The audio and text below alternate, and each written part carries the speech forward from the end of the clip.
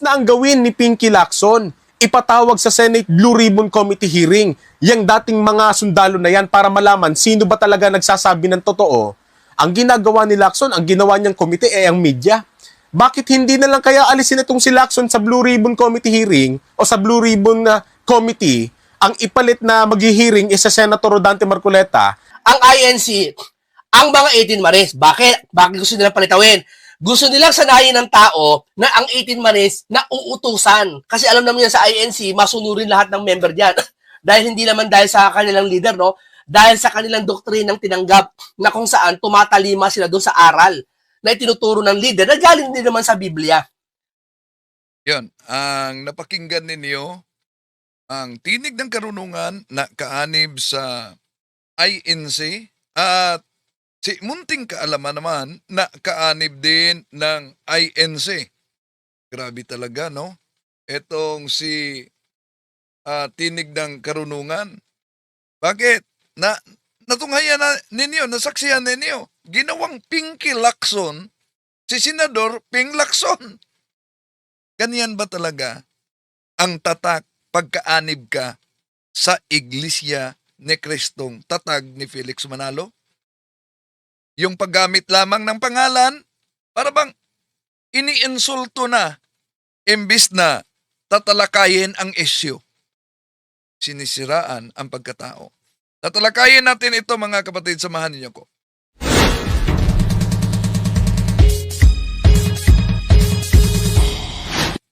Kumusta? Welcome. Ito inyong lingkod, Brad Wendell Talibong, muling makasama ninyo sa pagkakataong ito. At inaniyahan natin ang ating mga suking taga-subaybay. Huwag kalimutang pindutin ang like sa ating live. At huwag din kalimutang mag-subscribe sa mga bago pa lang. At pindutin ang bell button para updated kayo, mag-comment at i-share ninyo. Kung saan man kayo ngayon nakabase, nagsubaybay, lalo na sa iba't ibang bahagi sa ating bansa at sa mga OFWs sa iba't ibang bahagi sa ating mundo. Naniyahan natin na i-comment ninyo kung saan kayo nakabase para alam natin kung saan napaabot ang videong ito. Sa lahat nating mga suking taga-subaybay, di natin patatagalin na ang ating pagtalakay ngayon dahil ako ang inatasan sa punto por punto na ang pakinggan muna natin sa pagkakataong ito mga kapatid, yung banat at meron pala tayo diyan sa ating YouTube, meron tayong Boses ng Masa. Ang katanungan ay malinaw. No? Ang katanungan diyan, pabor ba kayo? Pabor ba kayo? Pabor ba kayo? Napalitan ni Marcoleta si Lacson sa Blue Ribbon Committee? So, pabor ba kayo? Yes or no lang yan, mga kapatid. Okay, pakinggan na natin. At magbigay tayo ng reaksyon nitong si Tinig ng Karunungan. Matapang pong kinol out ni Senator Rodante Marcoleta si Senator Ping Lacson sa naging speech niya po sa plenary session netong nakaraang araw. Ang dahilan po ni Senator Rodante Marcoleta sa pag-call out dito kay Pinky Lacson. Yan. Di ba? Ginawa niyang Pinky Lacson si Senador Pampilo Lacson. Kung si Senador Marcoleta kaya ang ibahin ang pangalan, ano kaya ang maramdaman niya? So sabi nitong si Tinig ng Karunungan na mabuti raw daw na palitan etong si Senador Pampilo Lacson ni Senador Rodante Marcoleta dahil hindi pa raw na imbestigahan sa Blue Ribbon Committee itong paglitaw sa 18 Marines. Pero balikan muna natin yung record ni Senador Marcoleta noon. Hindi ba nagpakilala siya na may surprise witness at yun ay si Gutisa? Matapos ipresenta niya yung surprise witness niya, abay, nabisto na yung affidavit pala nito ay piki, napatunayan kahit na sa korte na piki ang kanyang affidavit. Questionable ang affidavit ni Gutisa. Ngayon, ang tanong, dahil sa dali-daliang pagpresenta ni Senador Rodante Marcoleta sa surprise witness niya na si Gutesa, asan na ngayon si Gutesa? So kung totoong matibay ang ebidensya, bakit biglang nawala sa eskina ang surprise witness na ipinagmamalaki noon ni Rodante Marcoleta? Kaya, bago punahin si Senador Lacson na ginawa niyang Pinky Lacson kung bakit wala pang investigasyon, dapat din unang sagutin. Ano na ba ang nangyari sa surprise witness ni Senador Marcoleta matapos mapatunayang peke ang affidavit? Ibig sabihin, kung ang sariling witness ay hindi niya mapanindigan at hindi na makita kung saan, paano magiging batayan iyon para sabihin mas karapat dapat siyang humawak sa Blue Ribbon Committee para sa naturang investigasyon? Di ba? So, tuloy natin. Ay bunsod po ng kabagalan ni Lacson. Yung kabagalan niya, yung kawalang katarungan Sandali muna, maraming salamat kay bro Oliver Oliveros diyan sa Roma. Maraming salamat bro. Okay, tuloy natin. niya, yung hindi niya pagiging patas, Yung kabagalan umano, yung ang ating gawa ng reaksyon dito ay bahagi lang muna dahil ako ang nakasign kasi mga kapatid. Hindi patas umano, bagal. Kung tandaan natin kumpara kay Senador Marcoleta. Hindi mabagal si Senador Marcoleta nung i-presenta niya ang surprise witness niya. Di ba? Pero ang tanong, binusisi ba niyang mabuti bago i-presenta yon? Pati na ang affidavit? So anong nangyari ngayon? Nawala sa eskina at kahit si Marcoleta, di na niya matuntun kung saan na yung kanyang surprise witness. So, si Senador Lacson, nagiging investigador siya, kaya sinabi ni Senador Lacson na dapat imbestigahang mabuti muna yung pahayag nitong nagpakilalang 18 Marines. Napatunayan ng Armed Forces of the Philippines na 4 sa kanila ay hindi lehitimong Marines, hindi talaga sundalo umano.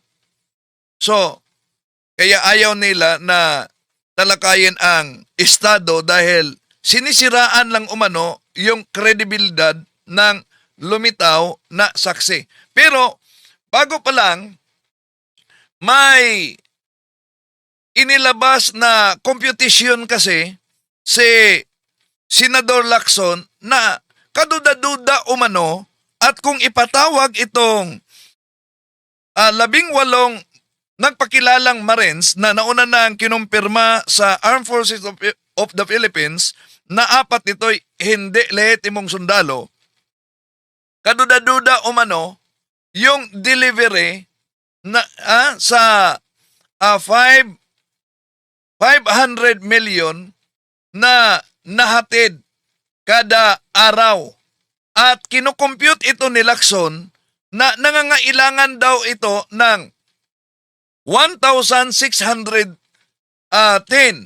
na deliveries para ihatid yung 805 billion. No? 805 billion. So, yun ang may computation siya. No? No. Oo, yun talaga. So, kailangan umano na aabutin umano ito ng mahigit na 4.4 na taon kung tuloy-tuloy ang pag-deliver sa naturang salapi.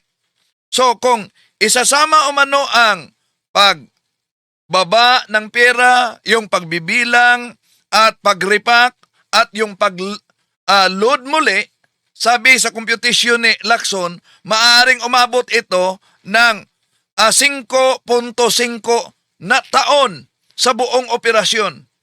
Kaya sinabi niya na ito'y magiging isang logistical nightmare daw at problema sa supply ng cash sa buong bansa. Bakit?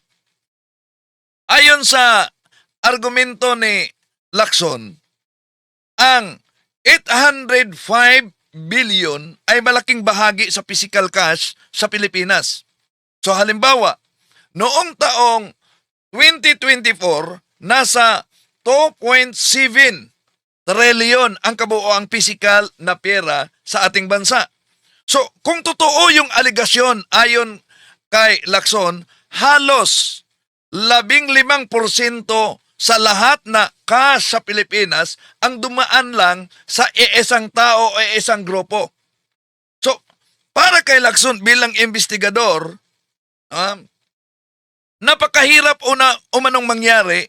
Ito, kung hindi napansin sa bangko, lalo na ang sistema ng pananalapi. So, sa madaling sabi mga kapatid, ang dahilan kung bakit sinabi ni Senador Pampilo Lacson na hindi kapani-paniwala, sobrang bigat umano ang pera at ayon sa kaniyang computation at pinag-aralan, talaga nila umabot sa 805 tons. Libu-libong delivery ang kailangan taon. At aabutin ito para gawin ang malaking bahagi ng cash ng buong bansa ng lalo na ang sangkot. Kaya sinabi niya, kung hindi kayang ipaliwanag ito sa mathematics at sa logistic, bagsak daw umano ang kredibilidad. At dahil bagsak ang kredibilidad, kung ipatawag daw umano itong 18, mauuwi umano sa pagkukulong kung mapatunayang nagsinungaling. Okay, tuloy natin.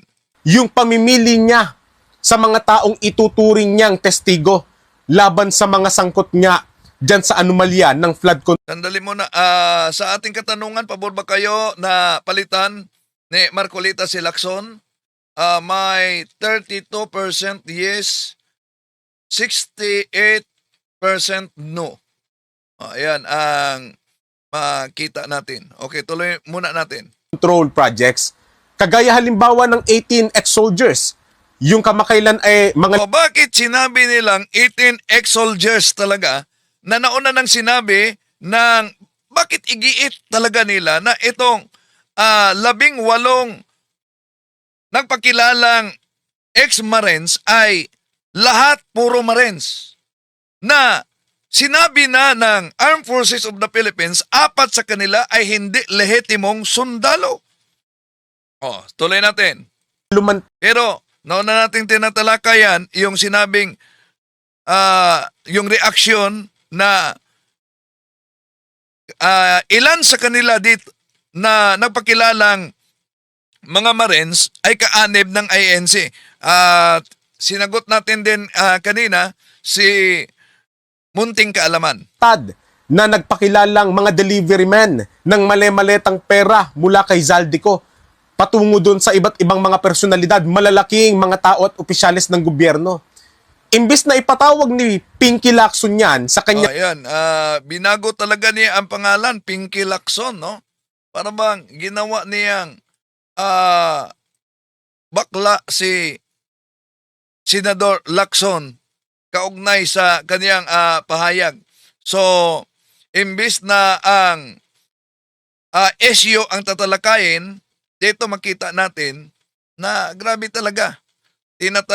Binanatan dito si Senador Lacson, binago ang pangalan at gustong palitan daw para sa kanya ni Senador Marcolita. Tuloy natin. komite dyan sa Blue Ribbon at doon pagtatanungin, abay ang ginagawa ni Pinky, dinidiscredit niya kinakarakter assassinate niya sa pamamagitan po ng iba't ibang konklusyon, spekulasyon, mga assumption niya, at ang gagawin niya, ilalahad niya yung mga yon sa media. Magpapa-press con siya, magpapa-interview siya, at doon niya pagsasasabihin yung kasiraan. Diba, ganon din si Marcoleta? Nagpa-press con din siya. Diba, ganon din siya? Nagpa-interview din siya. May sarili din siyang program sa INC TV. Diba? Ganon din si Marcoleta. Oh. So, ang sabi ni ikumpara natin kay Marcoleta, 'di ba? Totoo. Dali-dali ang aksyon ni Marcoleta at sa dali-dali diyang aksyon na ipresenta agad ang surprise witness na si Gutesa. So ano nangyari? 'Di ba? Sunog ang presentasyon ni Marcoleta. So nagsasayang lang sila ng oras sa presentasyon ni Marcoleta. Sa pahayag ni Gutesa na napatunayang ang kanyang affidavit ay piki daw. Okay. Yung paninira niya doon sa 18 mga dating sundalo, imbes na ang gawin ni Pinky Lacson, O bakit sinabing 18 talaga kung kinumpirma na ng Armed Forces of the Philippines na 4 sa kanila ay hindi lehitimong sundalo? Bakit pa ulit-ulit pa para sa side nitong kaanib sa INC na 18 sundalo talaga? ipatawag sa Senate Blue Ribbon Committee hearing yung dating mga sundalo na yan para malaman sino ba talaga nagsasabi ng totoo. Ang ginagawa ni Lacson, ang ginawa niyang komite ay ang media. Bakit hindi O paano ga magiging komite ang media? Nagpa-interview. Kumo ba si Senador Rodante Marcoleta nagpa-interview, nagpa-press con din, may sariling program sa TV ng INC. Ibig ba sabihin, ginawa din niya na komite ang media? Tuloy natin. na lang kaya alisin itong si Lacson sa Blue Ribbon Committee hearing o sa Blue Ribbon Committee, ang ipalit na maghihiring is sa Senator Rodante Marcoleta. So ang ipalit daw na maghihiring. Kaya payag ba kayo na si Senador Rodante Marcoleta na daw umano ang papalit kay Lacson?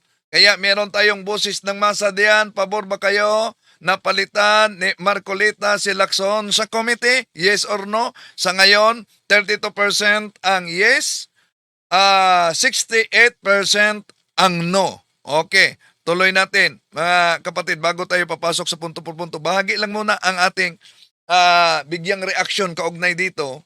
No, dahil may napakagandang topic na tatalakayin natin mamaya sa punto por punto. Tapos itong si Lacson, ilagay na lang sa kapisanan ng mga broadcaster ng Pilipinas.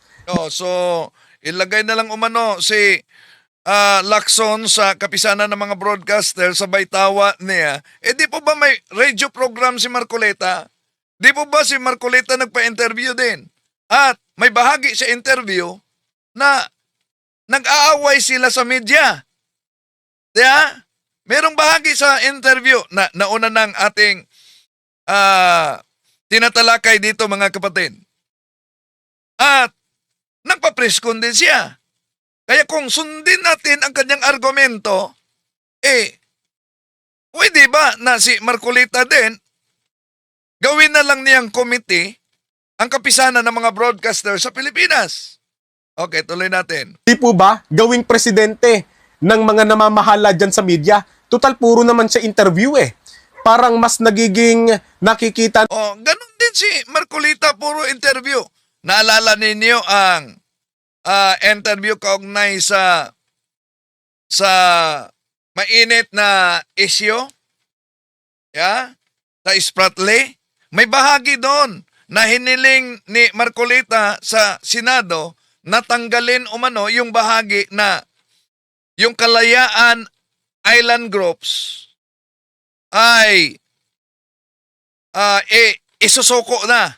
So, hiniling yan ni Marcoleta na tanggalin yung pahayag na yan. So, ibig sabihin ba, Nung sinabi niya, di niya mismo pinag-aralang mabuti? Okay, tuloy natin. Mas mabisa siyang tagapanguna sa social media trolls kesa dito sa Senate Blue Ribbon Committee, di po ba? Puro ka papeskon, puro ka naman din spekulasyon. Anong nangyari sa investigasyon? Wala nga. Kaya So, walang nangyari umano sa investigasyon nga. Alam natin na si Marcoleta at kahit si Tinig ng Karunungan, yung mga diskaya, gusto talaga nilang gawing state witness. No? Pero, ang malaking katanungan kasi diyan, bakit tinututulan ni Marcoleta yung offer ng Department of Justice kaugnay sa restitusyon? Ilan na sa mga tinanggap na state witness ang nagsauli ng milyong-milyong halaga na salapi. Pero tutol si Marcoleta diyan kaugnay sa mga diskaya. Ano bang relasyon ni Marcoleta sa diskaya? Pero sabi niya, hindi daw umano nag-abogado siya. Oh. Pero bakit tutol talaga siya? Kung ang mga naging state witness ngayon ay isinauli na nila milyon-milyon na halaga pabor sa gobyerno. banatan ka ni Senator Rodante Marcoleta eh. Pero mamaya natin ipapanood sa inyo mga kababayan yung speech ni Senator Rodante Marcoleta. Meron lang po akong ipapanood muna sa inyo na isang balita na tiyak dito manggagalaiti kayo eh. So tiniyak na niya na sa balitang ito manggagalaiti talaga umano. Ano ba itong balitang ito na kung mapanood natin ay manggagalaiti na umano? Ito, uusok na naman ang ilong ninyo mga uusok ang ilong ninyo. Tingnan natin. kababayan kasi nung napanood ko to, talagang maski ako halos makapagsalita ng hindi maganda, Grabe ha. Halos makipagsalita na siya ng di maganda pero pinipigilan lang daw niya. pigilan ko lang ang sarili ko eh. Sige, panoorin natin kung ano itong uusok na parang dragon ang ilong ninyo. Kasi imbes na ang unahing imbestigahan, yun ng mga nakapangalan doon sa testimonya ng mga dating sundalo, mukhang itong 18 ex-soldiers pang mauunang maimbestigahan at baka makulong pa dahil nga sa kawalang katarungan ng justice system dito. Ba't sinabing walang katarungan ang justice system? No? Bakit sinabi agad na una, kung gusto nila na paimbestigahan agad sa Committee on Blue Ribbon Committee, ibahagi yan sa sistema ng ating hostisya. Di ba? Pero, kaugnay sa balitang ito, may hakbang kasi si Congressman Laila De Lima, may hakbang siya na legal na hakbang. Ang pagbasa nila, ito'y kulang umano sa sistema ng hostisya. Ibahagi ito sa sistema ng hostisya. Kung totoo talagang ang kanilang pinaghahawakan ay matibay na ebidensya, wala silang dapat ikakatakot kung dalhin ito sa korte. Di ba? Okay, tuloy natin. Ito sa ating bansa.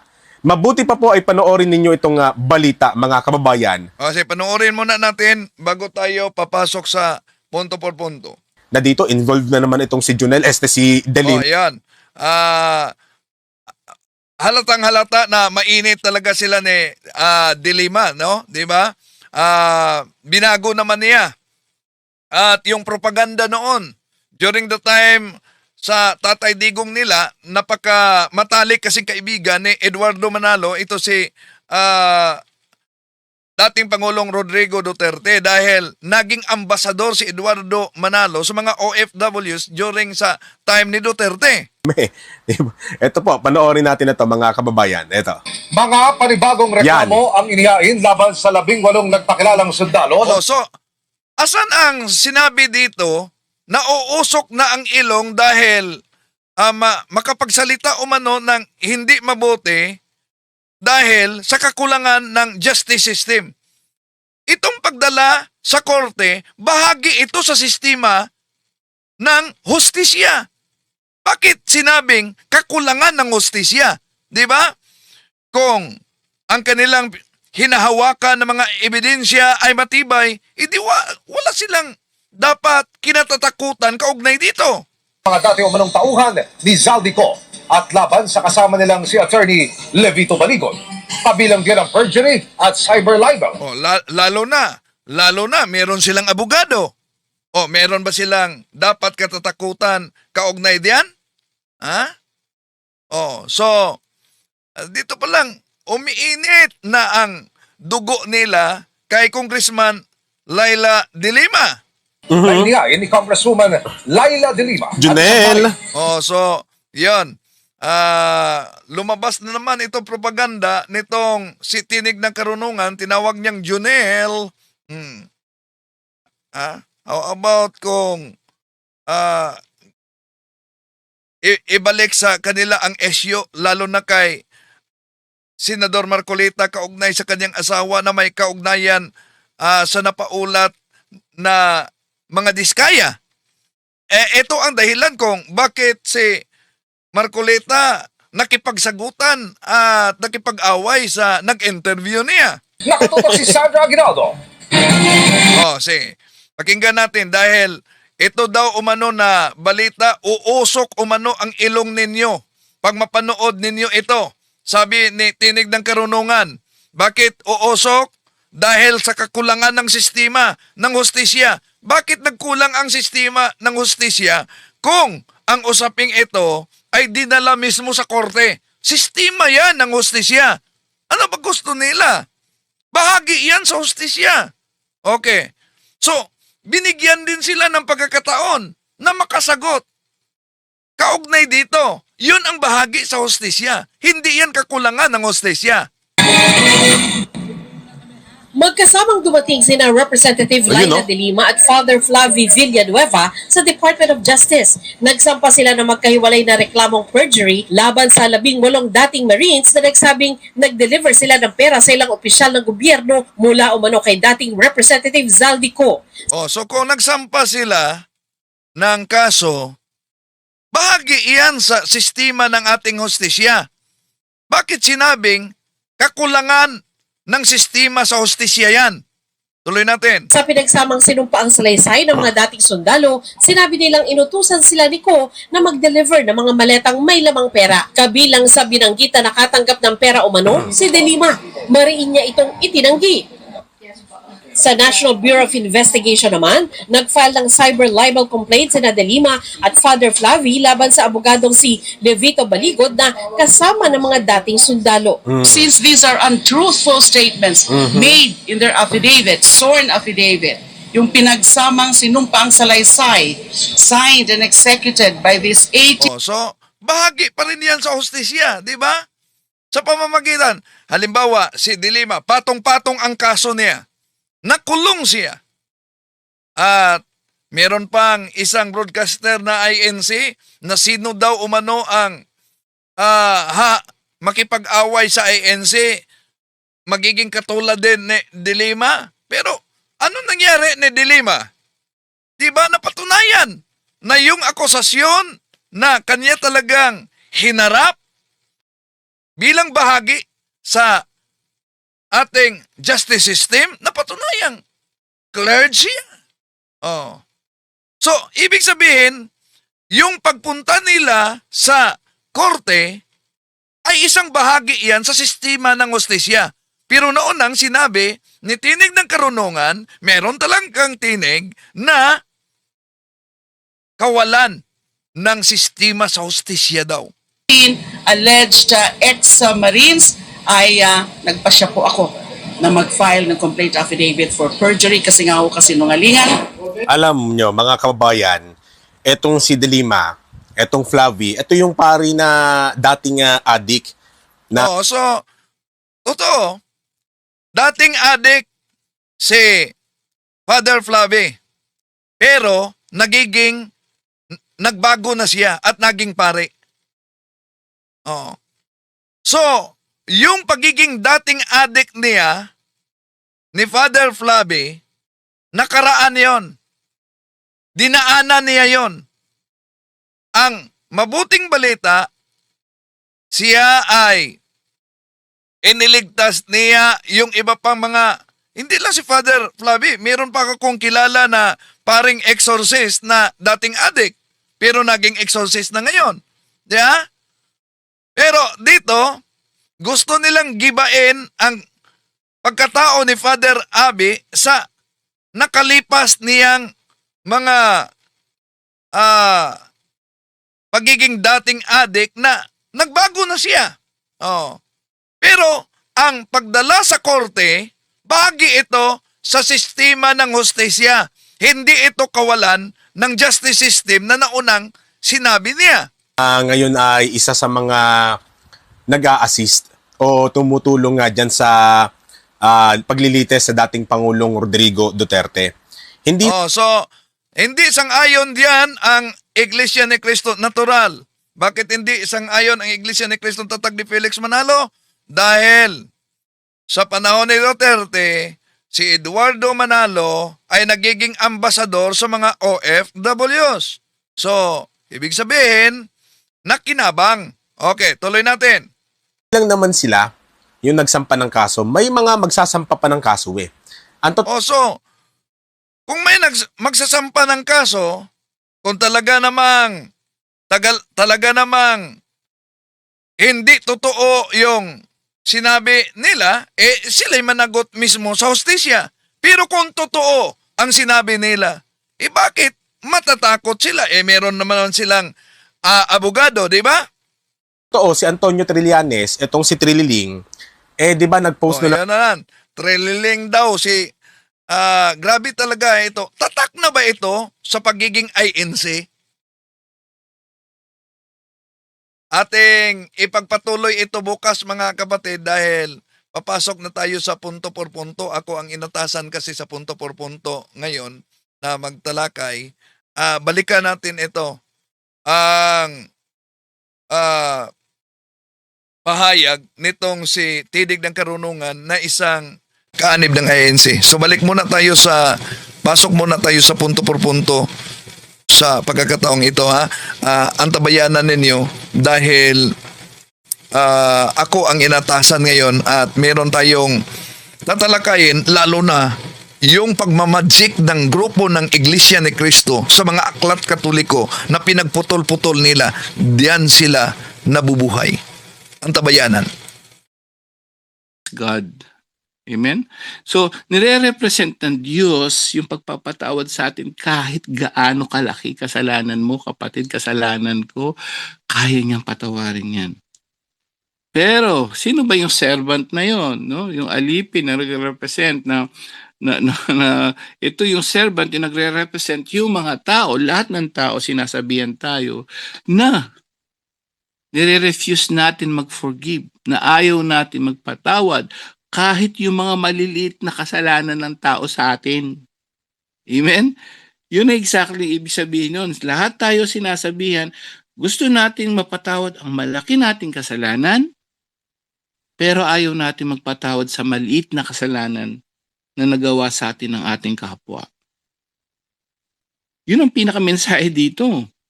Gusto mo patawarin ka sa malaki mong kasalanan? Kung hindi ka naman nagpapatawad sa iyo, ang dami mong kagalit.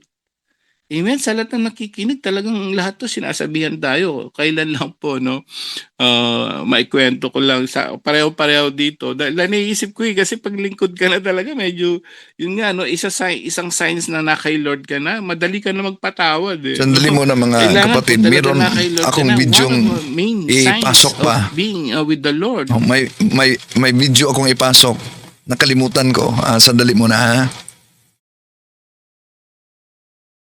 Espiritu ay dapat nagpapatawad ka na. Madali ka na magpatawad. Amen? Kasama yon. So, iisipin mo ngayon yon. Kapag may naginawa sa iyo yung tao, may ginawa kasi yung Ayon boss na ko rin na mismo sa hindi mga ka pare. nais-nais. Ano po ba ang Kasi lang hindi katunayan maganda. o isa sa Ganito, akala katunayan nila ng hindi pagiging naman, no? tunay So, na may mga Kristiyano? ganun silang mga ano. Ang babasahin So, po parang namin sa inyo siyempre, isang aklat masasaktan na ka bilang pinamagatang tao. The But, Catholic alam mo, and His Church later on, kanina sa lang, page kinausap 89 ko sa na siya. pagkakaliwat Kasi na po sa naisip ko Tagalog. yun eh. Pansinin niyo po ito. So, naisip mo na kay Lord Hindi ka. ko pinaniniwalaan ito.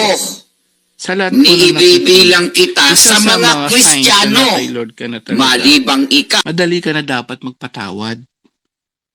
Amen? Isa yun. Hindi ka pwedeng sasabihin mo na kay Lord ka. Pero hanggang ngayon, ang bilis mong magalit, hanggang ngayon, hindi ka pa rin nakakapagpatawad. Amen? So sa lahat po na nakikinig ngayon, yun po yung mensahe sa atin. Hindi pwedeng dasalin mo ng dasalin yung Ama namin, no? Sumasalangit ka, sambay ng ngalaw, pasahan ka riyan mo, no? So hindi na lumudit sa lupa para na sa amin, no? Patawan mo kami sa aming mga pagkakasala para ng pagpapatawad namin sa nagkakasala sa amin. So hanggang ngayon kung mayroon ka pang sa pamilya natin, sa asawa mo, sa lahat na nakikinig. 'Di ba may kasabihan nga, galit na galit ka dun sa tao samantalang siya siya ang sarap ng tulog niya tapos ikaw hindi ka makatulog sa galit. Amen ba? Ikaw ay kumbaga sabi nga yung galit din nakakaano yan, 'di ba? Na kay Doc Willie Ong naalala niyo yung galit niya noon. So, yung pala din nakakasanhi din ng cancer. Bakit? Di nga tinapik natin noon sa lahat na nakikinig, itinapik natin yan yung kasing galit nakakahina ng immune system, no? Kapag ka humihina immune system mo, madaling kapitan ka ng sakit. Yung pala yun. So kapag lagi ka nagagalit, yung mismong virus na darating sa'yo, napakadali. Bakit? Mahina immune system mo. So tama yung doktor doon. Kaya nung nangyari kay Doc Willie Ong yun, nung nagagalit siya na-stress siya doon sa mga nagbabas sa kanya, yun ang naisip niyang dahilan. Bigla siya nagka-cancer din. Bakit? Kasi humihina system mo, at mabilis kumapit ang mga cancer cells sa iyo. So paalala po sa atin lahat yan. So much better, ganito na lang isipin natin. Forgive, then forget. Para mismo si Lord, yung kasalanan mo, forgive din, sigurado, forget na rin ni Lord. Amen. Hello po. Naway gabayin tayo ng Banal na Espiritu ngayong gabing ito. To God be the glory. Salamat po. Back to you, Bro Jando, and God bless po sa ating magta-topic ngayon. Walang iba kundi si Brother Wendell Talibong. Nandyan na po ba siya, Bro Jando? Back to Okay, you, thank you, Bro sir. Jando. Thank you sa iyo, Brother Angel. And then, nandiyan na po si Brother Wendell. So, ito po ibigay kay Brother Wendell para sa kanyang topic ngayong gabi na may kinalaman po sa TR. Okay? Brother Wendell from Uzami City. Good evening sa iyo, Brother Wendell. Good evening, Bro Jendo. Good evening sa ating mga kasama dito at sa lahat na maabot sa ating live streaming. Magandang araw, gabi, hali sa lahat ng ating mga suking taga-subaybay. At sa pagkakataong ito, mga kapatid, muli na namang sasagutin natin punto por punto itong paggamit sa mga aklat katoliko ng grupo ni Felix Manalo kung saan sila'y nabubuhay nito matagal na. At kung hindi ninyo alam ito, siguradong mapauo kayo.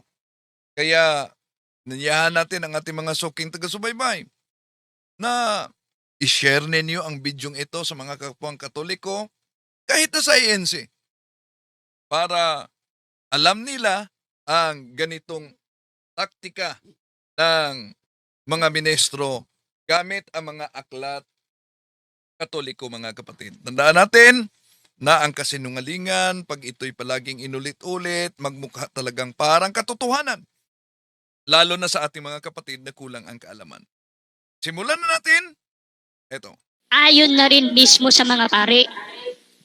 Ano po ba ang katunayan o isa sa katunayan ng pagiging tunay na Kristiyano?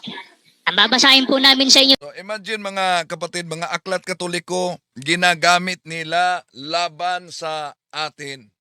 Laban sa ating mga katoliko. At ito, lalo na ang aklat na luma kay Dr. Leslie Rumble, that Catholic Church, at ito ang kanilang ginagamit. Isang aklat na pinamagatang The Catholic and His Church. Sa page 89 sa pagkakaliwat na po sa Tagalog. Pansinin niyo po ito. Hindi ko pinaniniwalaan ito. Niibibilang kita sa mga Kristiyano. Malibang ikaw ay makita ko sa loob ng Iglesia ni Kristo. Yari. Paano ngayon yung mga born again?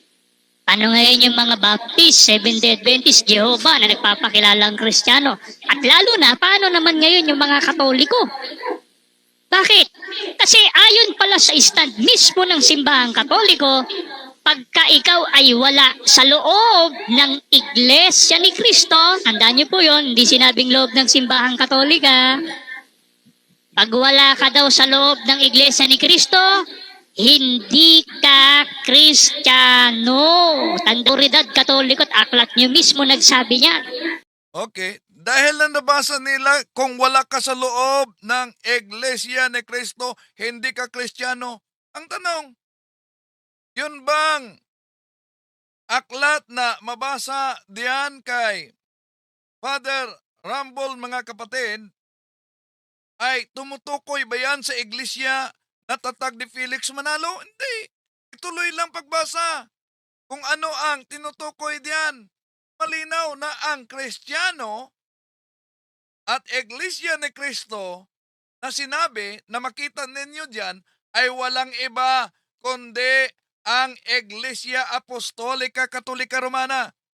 So dito pa lang, mga kapatid, mula pa noon, sa paggamit nila sa aklat na That Catholic Church, ni Dr. Father ito, Leslie Rumble, ay inaagaw na nila pag nabasa nila ang salitang Iglesia ni Kristo. Dahil sinabi kasi na kung wala ka sa Iglesia ni Kristo, ay hindi ka Kristiyano. Yon ang mabasa. Ang punto dito, pag mabasa nila ang salitang Iglesia ni Kristo, abay, nilang aagawin na sila na ang tinutukoy sa pare. Meron ba kayong common sense dyan? Ang hindi nila sinasabi, mga kapatid, lalo na sa mga nakikinig, ay ang mismong aklat na kanilang ginagamit, isinulat yan patungkol sa simbahang Katoliko. Ibig sabihin, ang kabuuang paliwanag ni Reverend Father Leslie Rumble, malinaw niya yun ay kaugnay sa simbahang Katoliko na tinutukoy siyang Kristiyano, siya ang Iglesia ni Kristo. Sapagkat ang pahayag ni Father Rumble ay isang depensor ng simbahang Katoliko at sa naturang pahina, wala kayong mabasa na ang tinutukoy na Iglesia ni Kristo diyan ay kang Felix Manalo na naitatag noong 1914 sa Punta Santa Ana, Manila. Kaya ang nangyari, mga kapatid, ginagamit ng INC ang aklat Katoliko. Ngunit pinuputol-putol nila ang konteksto para palabasin na laban ito sa simbahang Katoliko. Samantalang kapag binasa natin ang buong paliwanag, lalo na ang aklat na ginagamit nila, abay, napatunayan na ang tunay na Kristiyano ay ang simbahang Katoliko. Ginagamit. At ito ay kadalasan ginagamit nila sa mga debate. Itong aklat na ito. At pakinggan natin sila. At kapag binasa po natin ang That the Catholic Church, Rumble by Dr. Leslie Reverend, noong 1954 sa pahina 69, ganito ang nilalaman sa wikang Pilipino na po.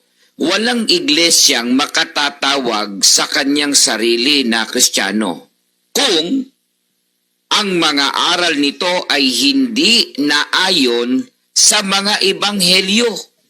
Iyan ay totoo sapagkat ang mga nilalaman ng ebanghelyo ay totoo lahat ng kanilang itinuturo ay dapat makasama sa pagtuturo ng alinmang iglesia nagsasabing siya ay Kristiyana. Mismo ang pahayag ng mga otoridad sa simbahang Katoliko. Yes, wala tayong tutol dahil otoridad ng simbahang Katoliko. Ang problema lang mga kapatid, daming nabiktima sa maling akala dahil inaangkin, nagiging squatter sila sa anumang nakasulat sa Aklat Katoliko. Kaya mag-ingat sa ganitong modus. Pansinin po ninyo yung sinabi po nila, no? Wala anyang iglesyang makakatawag sa kanyang sarili na siya'y Kristiyano kung ang mga aral daw nito hindi naaayon o kasang-ayon sa mga ebanghelyo. Iglesia Katolika, bagsak ka agad kasi pangalan pa lang, hindi na pasado.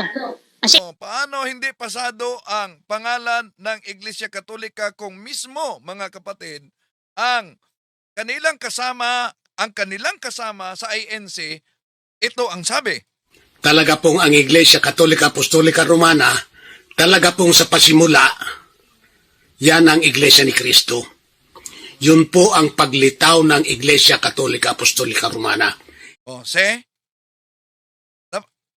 galing mismo sa kanilang kasama yan ng Iglesia Katolika Apostolika Romana, sa pasimula, iyan po ang Iglesia ni Kristo. Paano hindi papasa na ang Santa Iglesia Apostolika Katolika Romana, pinatunayan niya at hindi daw umano ito na itatag. Kung hindi ito na itatag, so bagsak na naman ang kanilang sinabi na si San Ignacio ang nagtatag. Balikan natin si Sinita. Talaga pong ang Iglesia Katolika Apostolika Romana, talaga pong sa pasimula, yan ang Iglesia ni Kristo.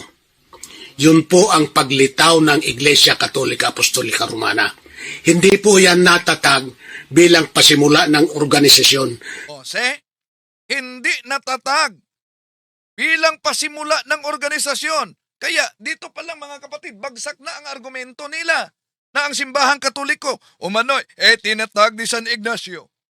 Hindi pala na itatag. Ito pala'y unang Iglesia ni Kristo. So kung unang Iglesia ni Kristo, etong gumagamit ng Iglesia ni Kristo kahit sa mga aklat Katoliko, bagsak na. Pero ang problema dito, ulitin natin mga kapatid, sila ba'y Iglesia ni Kristo? Aba, balikan natin ang kanilang Pasugo Magazine, oh. Ito, Pasugo Magazine. Nobyembre 1951, pahina 4, ni Leopoldo Aguilar, sa unang paragraph, ang Iglesia ni Cristo ay kailangan at hindi maiiwasan sa paglingkod ng tao sa Diyos. Ang tanong, sino ba si Cristo? Ba't naging Cristo? Okay, tuloy natin. Kaya, kung sabihin nila, wala sa Iglesia ni Kristo, hindi Kristiyano, ano pa kaya? Kung ang dinala niyong nakasulat sa Pasugo Magazine, Iglesia ni Kristo, hindi Kristiyano. Tuloy natin. hindi sila Iglesia ni Kristo eh. Ano nga ba makikilala ang tunay na Iglesia ni Kristo? Oh, paano masasabing hindi tayo Iglesia ni Kristo? Totoo ba yan? Balikan natin si Sandoval. Ang Iglesia Katolika bilang isang organisasyon o samahang pangrelihiyon, yan po ang organisasyon. Pagka sinusi pabalik, yan ang dating Iglesia ni Kristo. Yan. So, ito ang dating Iglesia ni Kristo. Kaya, ang tunay na Iglesia ni Kristo ay makilala sa mga palatandaan, one Holy Catholic Apostolic Roman Church. Galing misa yan mga kapatid. Oh. At hindi totoo na tinalikuran na ng Katoliko ang Iglesia ni Kristo. Bakit? Sa aklat Katoliko na palaging ginagamit nila at ini-squat na naman nila ang Church of Christ, hindi sila ang tinutukoy dyan, Fundamentals of Catholic Dogma, sa pahina 270, ito ang mabasa natin. In the encyclical Mystici Corporis, 1948, Pope Pius XII declared, to describe this true Church of Christ, which is the Holy Catholic Apostolic Roman Church. There is no name more noble, none more excellent, none more divine than the expression, the mystical body of Jesus Christ. Asan ngayon ang sinabi nila na tinatalikuran na natin ang Iglesia ni Cristo? Mali. Dahil kung tingnan natin ang kanilang Pasugo Magazine, even secular history shows a direct time link between the Catholic Church and the Apostles, leading to the conclusion that the true Church of Christ is the Catholic Church. Pasugo Magazine, July-Agosto 1988, page 6. Napakalinaw yan mga kapatid. Even secular history shows a direct time link between the Catholic Church and the Apostles, leading to the conclusion that the true Church of Christ is the Catholic Church. Tuloy natin. So, ayon na rin mismo sa mga pare.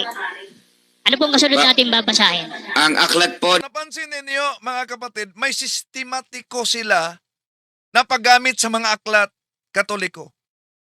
May sistematiko silang pandaraya sa publiko.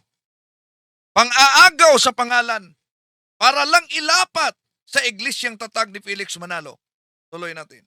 ng Father Smith Instruct Jackson ni Reverend John Francis Knoll at pinagtulungan ni Reverend Lester Palion sa 1953, page 35 to 36.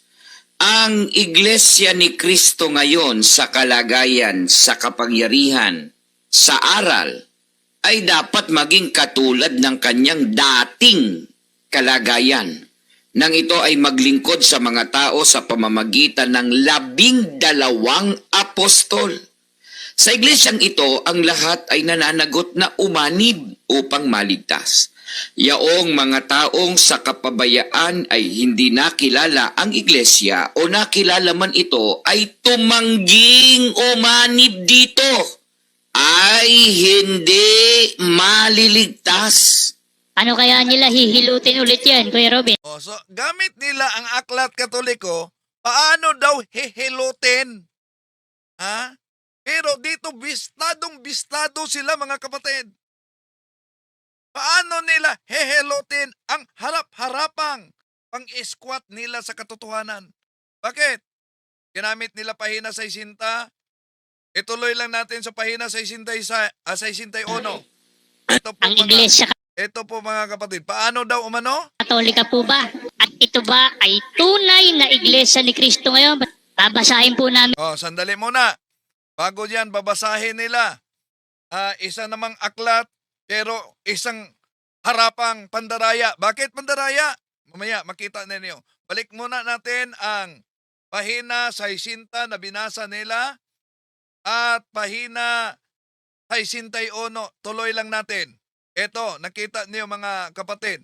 Ito ang binasa nila. Una, sa 60. The Church of Christ today must be a nature in power, in teaching, what it was when it served men through the 12 apostles. It is to this church that all are obliged to belong in order to be saved. Those people who, do doubtful, deliberately refuse to seek out the true church, or knowing it, refuse to join it, cannot be saved. Hanggang dyan lang sila. Pagkatapos, kung hindi ka aanib sa Iglesia ni Cristo, hindi ka maliligtas, lumundag sila sa konklusyon, kailangan ka maging Iglesia ni Cristo para ikay maligtas. Pero sino bang Iglesia ni Cristo tinutukoy diyan? Ituloy lang natin mga kapatid. Ito, nakita nyo sa TV screen. The Catholic Church is the ordinary means of salvation. The Sacred Synod turns its attention first to the Catholic faithful, for Christ made present to us in His body, which is the church. is the one mediator and the only way of salvation. However, therefore, knowing that the Catholic Church was made necessary by God through Jesus Christ, would refuse to join it or to remain in it, would not be saved. Yun ang mabasa sa aklat na ito. Napakaganda. Pero nang napasa kamay nila, nakasulat sa pasugo, ang biktima sa maling akala na iyo'y tumutukoy sa Iglesyang Tatang ni Manalo. Tuloy natin. Ang Iglesia Katolika po ba? At ito ba ay tunay na Iglesia ni Kristo ngayon? Babasahin po namin Aklat Katoliko pa rin. Pinamagatang Spirit of Catholicism, sinulat ni Adam Carl sa pahina 2. Tinatanggap naming mga Katoliko kapag karaka nang walang anumang ikahihiya, bagos ay may pagmamalaki na ang Katolisismo ay hindi maaaring ihambing ng ganoon na lamang at ganap sa unang Kristyanismo ni maging sa Ebanghelyo ni Kristo, kung paanong ang malaking punong ensina ay hindi maaaring itulad sa maliit na butil. Ayan. Umamin man, Kuya Robin, inamin nila mismo. Tinatanggap-an niya naming mga Katoliko nang walang anumang ikahihiya.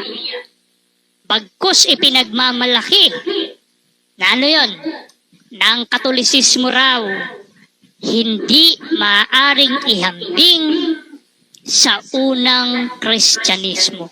Bagsak sila doon sa sinasabi nung aklat na binasa po natin kanina. Yan ang maling akala nila. Bakit? Una, totoo talaga na nakasulat yon mga kapatid. Totoo. Pero alam nyo, pag pinutol ang konteksto, anong sabi ni Marcoleta? These are deceptively altered contents created through basic editing techniques.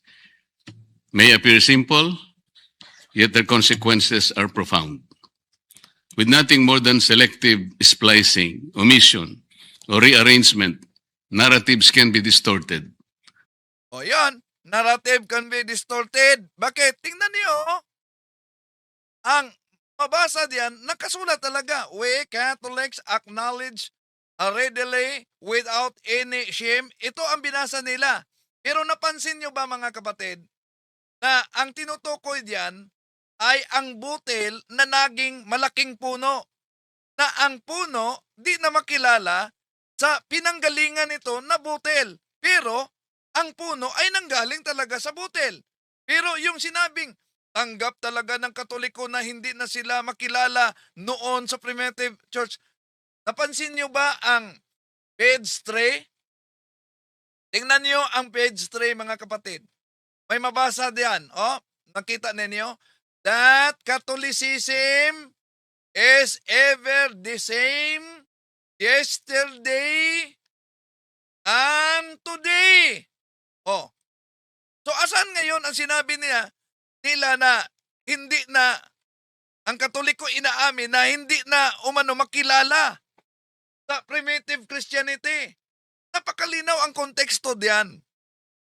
Nang isinulat na we Catholics acknowledge readily without any shame, with pride, that Catholicism cannot be identified simply and wholly with primitive Christianity, nor even the gospel of Christ. Ginamit ito ng INC para bang inaamin daw ng Katoliko na ang Katolisismo ay hindi na makilala sa unang Kristyanismo. Ngunit, kung tingnan natin ang konteksto, nilihis nila mga kapatid ang konteksto sa paliwanag ni Father Carm Adam sa aklat nito. Dahil ang binanggit niya tulad sa isang butil o isang binhi na simula umano sa maliit ito, ngunit habang lumipas na ang panahon, lumago ito hanggang naging malaking puno. Ibig sabihin, ang simbahang Katoliko ay nagde-develop, lumago sa pagpapahayag ng pananampalataya. Yun ang tinatawag na fundamentally the same. Ano yung fundamentally the same? Tulad sa bata. Ang bata pag malaki na, di mo makilala noong siya ay maliit pa. Pero yung lumaki na, alam natin na galing talaga siya sa bata pa na lumiit siya. Ganon din ang simbahang Katoliko. Galing sa butil ng mga apostol, ngunit ito'y lumalaganap. Roma Kapitulo 1, City 8, Hepestis Homon Katangilitay en Holo Tokosmo. Pero iniwasan nila, ang pahina 3. Catholicism is ever the same, yesterday and today. Ibig sabihin, pareho pa rin ang pananampalataya. Kahit ito ay lumago at naging mas malinaw at sa paglipas ng panahon, lumalaganap, ito ra ang iglesyang itinatag ng ating Panginoong Hesukristo. Sa mga katuwid, ang ginawa nito mga INC sa pagputol-putol nila sa sipi, mga kapatid, yun ay coat mining upang magmukhang iba na ang ibig sabihin sa aklat ng Katoliko. Samantalang, sa tunay na konteksto, mga kapatid, pinatunayan sa pamamagitan ng aklat ang pag-unlad sa parihong pananampalataya ng simbahang Katoliko na itinatag ng ating Panginoon Hesukristo na kung balikan natin mismo si Sinita, amidadong aminado, Talaga pong ang Iglesia Katolika Apostolika Romana, talaga pong sa pasimula, yan ang Iglesia ni Kristo. Yun po ang paglitaw ng Iglesia Katolika Apostolika Romana. Hindi po yan natatag bilang pasimula ng organisasyon. Talaga pong sa pasimula, yan ang Iglesia ni Kristo. Ngayon, kung ang tanong ni Talibong, mababasa ba sa Biblia? Mababasa ba sa Biblia na sa pasimula, ang Iglesia Katolika, Iglesia ni Kristo? Literal po, wala. Yan po ay naganap sa pamamagitan ng hula. Nako, naganap sa pamamagitan ng hula. So, totoo talaga ang sabi, mga kapatid. Ang isda ay mahuhuli sa sariling bibig. Tuloy natin. Na ang tunay na Iglesia ni Kristo dapat ang aral na itinuturo kasang-ayon ng mga turo ng mga apostol. Ano-ano po ang ilan sa mga aral ng Iglesia Katolika na hindi kasang-ayon ng Ebanghelyo o aral ng mga apostol? Atin sa Aklat ng Buhay Katoliko na isinulat ni Gerald Linsen, 1962 sa pahina 189. Tunay na sa banal na kasulatan ay hindi tayo makakatagpo ng malinaw na talata na tuwirang nagpapatunay sa pagkakaroon ng purgatory. Naman nakasulat, purgatory, Tagalog, pagkatapos English, purgatory. Purgatorio ang nakasulat yan. Bagsak sila. Bagsak daw umano. Pala nga sa purgatorio. Kuya Siriak, baka naman purgatorio. So, bagsak daw umano, buhay Katoliko. Ito ang binasa nila, mga kapatid. Pansinin ninyo, Pansinin ninyo, paano pinutol nila? Ito, tunay na sa banal na kasulatan ay hindi tayo makatatagpo ng malinaw na talata na tuwerang nagpapatunay sa pagkakaroon ng purgatorio. May karugtong diyan. Yung talaga, INC talaga kayo. Incomplete. Ito, ang pagiging nasasaad sa banal na kasulatan na matatagpo, na nagpapatunay sa purgatorio ay ang ikalawang Makabeo, Kapitulo 12, versikulo 46. Napansin niyo, mga kapatid? Ganyan sila. Ginamit nila yung mga napakaluma ng aklat Katoliko. sa kanilang kasalukuyang pangangaral mula pa sa panahon ni Felix Manalo. Uy, nakabiktima talaga ng maraming mga innocent. Kaya ulitin ko, i-forward ninyo ang bidyong ito sa mga kapwa Katoliko kahit na sa mga INC na nadala. Baka magamit nila ito na batayan sa saliksik ng katotohanan, mga kapatid. Ano pa na aklat Katoliko? Lang yung wala sa Biblia. Dito po sa aklat na pinakilala na namin kanina, sa aklat na ito, ang Iglesia ni Cristo, iba't ibang sekta protestante, sinulat po ng isang pare sa pahina 83, ang pananalitang misa ay hindi matatagpuan sa Biblia.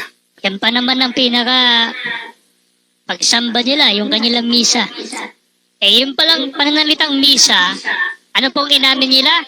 Wala sa Biblia. Sa mga hindi na naman aral ng Biblia yan.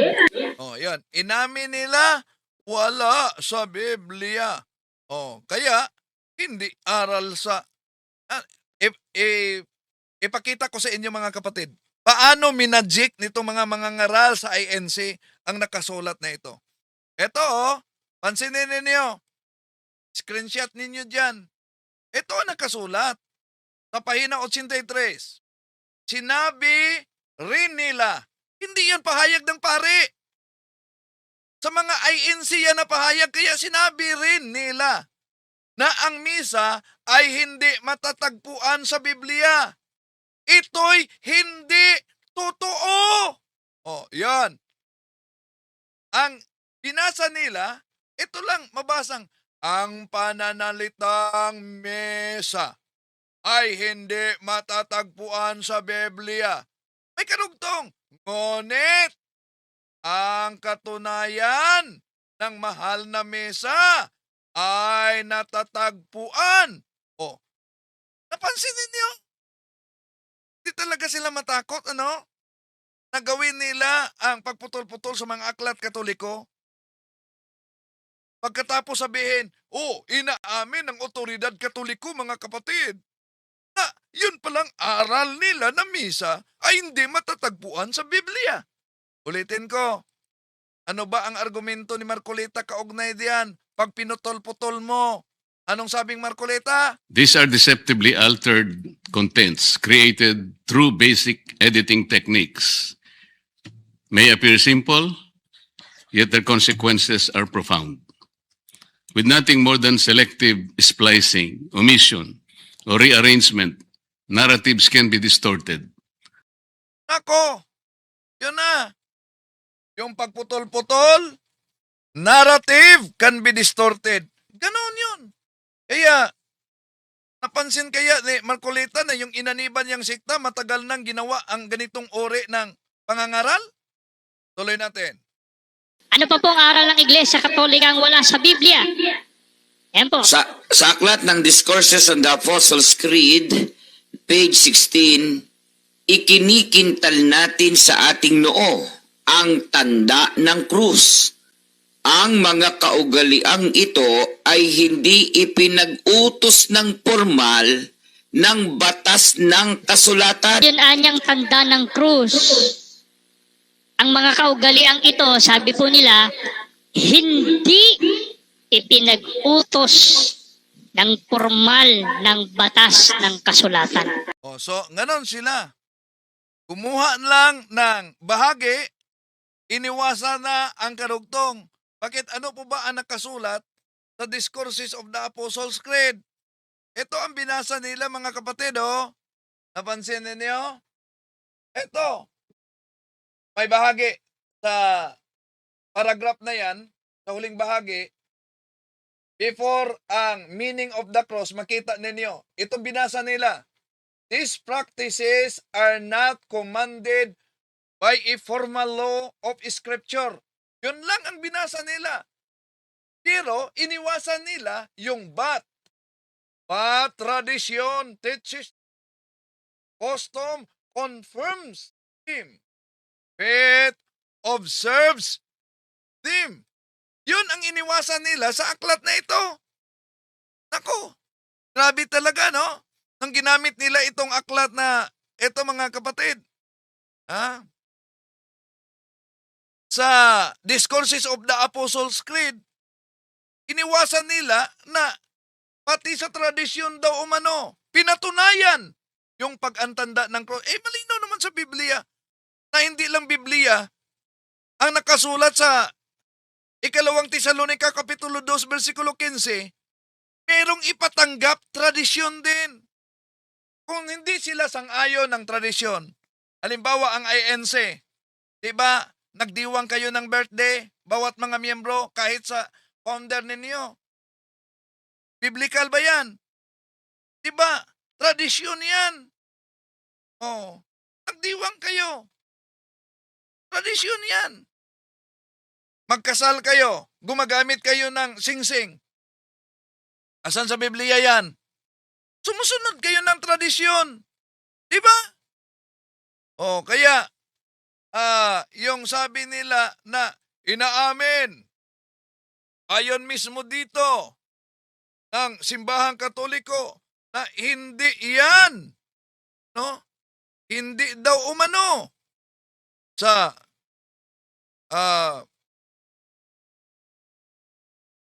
Biblia. Pero kung tingnan natin ang mabasa, sandali may bahagi dito sa Ezekiel. Ito sa Ezekiel Kapitulo. May binasa ang ministro nila. Ito mga kapatid, Ezekiel. Na ang gawin ni Pinky Lacson, sandali, ipatawag sa Senate Blue Ribbon Committee hearing, yung dating Yung paggamit nila sa ito pala. Ito. So ay salin at meron po ito, may nihil obstat ni Baltasar at may re-imprimatur ni Jaime Cardinal Sin. Ito po yung mababasa natin. Pakinggan natin.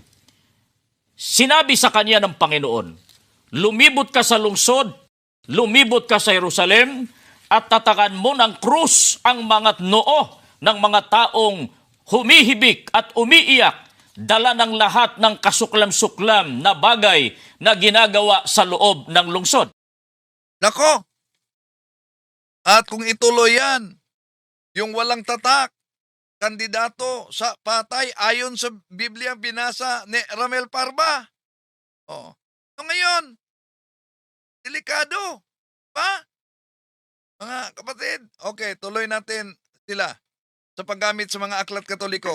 Ang tanong ko po ito, Kuya Siriac, ang tanong ko ito, baka naman kapag nag-antanda sila ng krus, ay magiging banal sila at magiging karapat-dapat sila kapag gumamit sila ng krus na sa ngalan ng Ama, ng Anak, ng Espiritu Santo. Amen.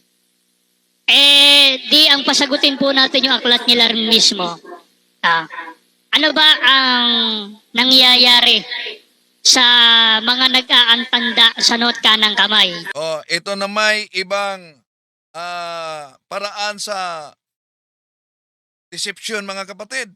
Sa aklat Katoliko, ano daw mangyayari sa mga nag-antanda ng cross? Kaninong kampon ba sila? Kaninong kampon daw?